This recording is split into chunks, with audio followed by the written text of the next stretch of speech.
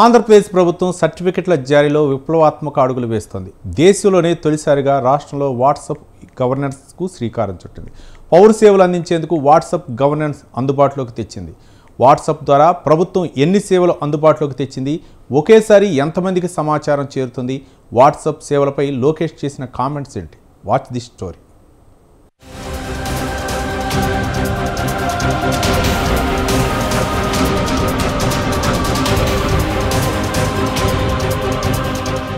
AP ప్రభుత్వం సరికొత్త కార్యక్రమానికి శ్రీకారం చుట్టింది. రాష్ట్ర ప్రజల కోసం మన మిత్ర పేరుతో వాట్సాప్ సేవలను అందుబాటులోకి తీసుకొచ్చింది. విద్యాశాఖ మంత్రి నారా లోకేష్ ప్రారంభించారు. ఇక నుంచి ప్రభుత్వ ధ్రువపత్రాలన్నీ వాట్సాప్ ద్వారానే ప్రజలకు అందేలా చర్యలు తీసుకుంటామని చెప్పారు. ఈ సందర్భంగా వాట్సాప్ సేవల కోసం నెంబర్ను విడుదల చేశారు. అందరి జోబులో ప్రతి ఇంట్లో ఒక స్మార్ట్ ఫోన్ ఉంది. అందరి జోబులో స్మార్ట్ ఫోన్ ఉంది. మా అంచనా ప్రకారం 60% మందికి స్మార్ట్ ఫోన్ అనేది ఈరోజు ఉంది. వాట్సాప్ అనేది అందరు ఇన్స్టాల్ చేసుకుంటారు.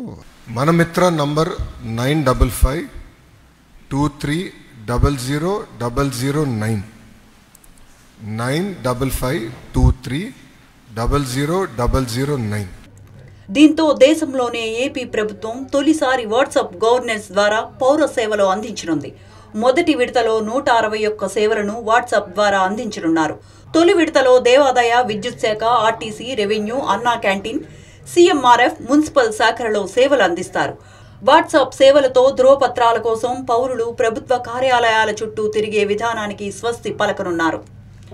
మొదటి విడతలో 161 సర్వీసెస్ లాంచ్ చేస్తున్నాం.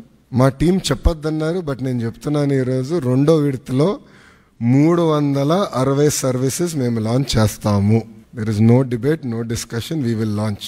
ప్రజలకి ప్రభుత్వం మధ్యన ఇదొక ప్లాట్ఫామ్గా ఏర్పాటు చేసి రియల్ టైం సర్టిఫికేట్స్ వాళ్ళకి డెలివర్ చేసే బాధ్యత మన ప్రభుత్వం తీసుకుంటుంది.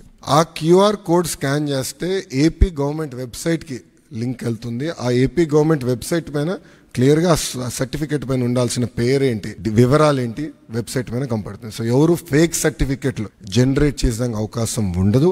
సో ఇప్పుడు మీరు చూస్తే ఈ సర్వీసెస్ అన్ని, ఒక పక్కన రెవెన్యూ సర్వీసెస్, రెండో పక్కన మున్సిపల్ సర్వీసెస్, మూడోది ఎండోమెంట్. దేవాలయాల్లో కూడా టీటీడీ మినహా అన్ని దేవాలయాలు వచ్చినాయి. రెండో విడతలో టీటీడీ కూడా ఈ సర్వీసెస్లోకి వస్తుంది. ప్రపంచంలోనే ఎక్కడ చేయలేదు, తొలి రాష్ట్రం మనం. ప్రభుత్వం ఏదైనా సమాచారాన్ని పౌరులకు చేరవేయాలంటే ఈ వాట్సాప్ ఖాతా ద్వారా సందేశాలు పంపిస్తుంది.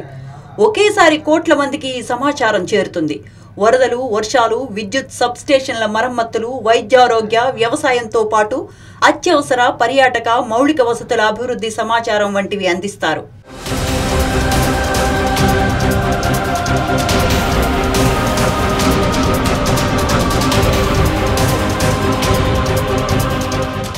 ప్రజలు వినతులు, ఫిర్యాదులు ఇవ్వాలనుకుంటే ఈ వాట్సాప్ నెంబర్కు మెసేజ్ చేస్తే వెంటనే ఒక లింక్ వస్తుందని చెప్పారు. అందులో పేరు, ఫోన్ నెంబర్, చిరునామా తదితరాలు పొందుపరిచి వారి వినతిని టైప్ చేయాలన్నారు. వెంటనే వారికి ఒక రిఫరెన్స్ నెంబర్ వస్తుందని, దాని ఆధారంగా తమ వినతి పరిష్కారం ఎంతవరకు వచ్చింది, ఎవరి వద్ద ఉంది అనేది పౌరులు తెలుసుకోవచ్చని చెప్పారు. ఎలాంటి సమస్యనైనా ఇక్కడ విన్నవించవచ్చునని తెలిపారు. మన మిత్ర నంబర్, ప్రజలు ఈ నంబర్ని సేవ్ చేసుకుని ఈ నంబర్కి వాట్సాప్ మెసేజ్ పంపించి హలో అని కొడితే ఆటోమేటిక్గా మెనూ బార్ వస్తాయి. అన్నట్టు 120 సర్వీసెస్ మొదటి విడతలో ఇప్పుడు లాంచ్ చేశాము. ఆ సర్వీసెస్ అన్ని వాళ్ళకి అందుబాటులోకి వస్తుంది. మనం క్లారిటీగా చెప్పేది ఏంటంటే డైరెక్ట్గా we will only communicate through WhatsApp. అధికారులే కాదు, సామాన్యులు మేము కూడా క్యూఆర్ కోడ్ స్కాన్ చేసినా సింపుల్గా వెబ్సైట్కి వెళ్తుంది, వ్యాలిడేట్ చేసుకోవచ్చు. ఈ సర్టిఫికేట్ కరెక్టా కాదా తెలిపోతుంది అక్కడ. సో మీరు అన్నట్టు డిగ్రీ సర్టిఫికేట్స్, ఇంజనీరింగ్ సర్టిఫికేట్స్, గతంలో పెద్ద కుంభకోణాలు జరిగినాయి. ఇప్పుడు ఏపీపీఎస్సీ రిక్రూట్మెంట్లో అధికారులు సగం సమయము ఈ సర్టిఫికేట్ వెరిఫికేషన్లో పోతుందండి. If I'm right, almost 80% of their time goes in certificate verification. అది ఎందుకు ఉండాలనేది నా పాయింట్. సో దానికి తీసుకొచ్చాం. సో అది వీల్ స్ట్రీమ్ లైన్ ఇట్. ఇది తొలి అడుగు మీకు చెప్పా. ప్రభుత్వ సంక్షేమ పథకాలు, అభివృద్ధి కార్యక్రమాలకు సంబంధించిన అర్హతలు తెలుసుకోవచ్చని మంత్రి తెలిపారు. పథకాల ద్వారా కలిగే లబ్ధి తదితర అంశాలన్నిటి గురించి వాట్సాప్ నెంబర్కు మెసేజ్ చేసి తెలుసుకోవచ్చునన్నారు. రాష్ట్రంలోని పర్యాటక ప్రదేశాల సమాచారాన్ని వాట్సాప్లో పంపిస్తారని, కావలసిన ప్రదేశాన్ని ఎంపిక చేసుకుని టికెట్లు, వసతి సహా అన్ని బుక్ చేసుకోవచ్చునని తెలిపారు. దేవాలయాల్లో దర్శనాల స్లాట్లు, వసతి బుక్ చేసుకోవటం, విరాళాలు పంపటం వంటివి చేయవచ్చునని స్పష్టం చేశారు. మీ అందరు తెలిసిందే, యువగలం పాదయాత్ర చేశాను. 3132 కిలోమీటర్లు నేను నడిచాను. ఈ ఆలోచన నాకు యువగలం పాదయాత్ర నుంచి మొదలైంది.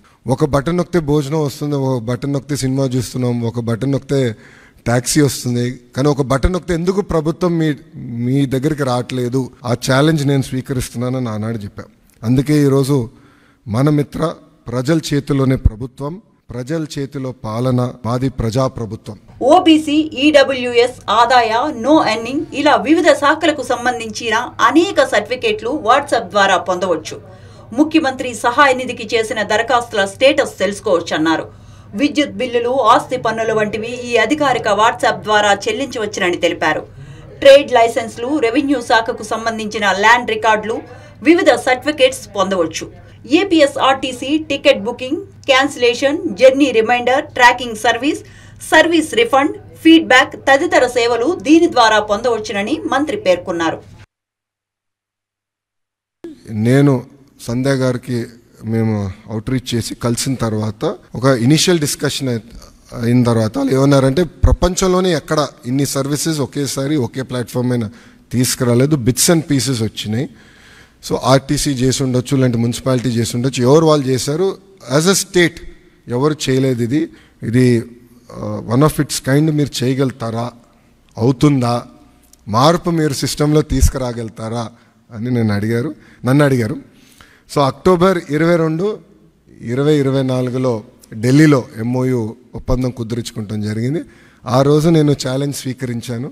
డిసెంబర్ నెలాఖరికల్లా లాంచ్ చేస్తామని నేను చెప్తాం జరిగింది. వాస్తవంగా ఒక నెల ఎక్కువ తీసుకున్నాం. సో 3 నెలలు 9 రోజుల తర్వాత, అంటే MOU సంతకం పెట్టిన 3 నెలలు 9 రోజుల తర్వాత ఇది లాంచ్ చేస్తాం జరిగింది.